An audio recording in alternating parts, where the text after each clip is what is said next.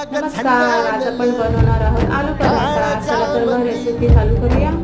हाता मंदी हात आलं जी सैरा हट्टी झालं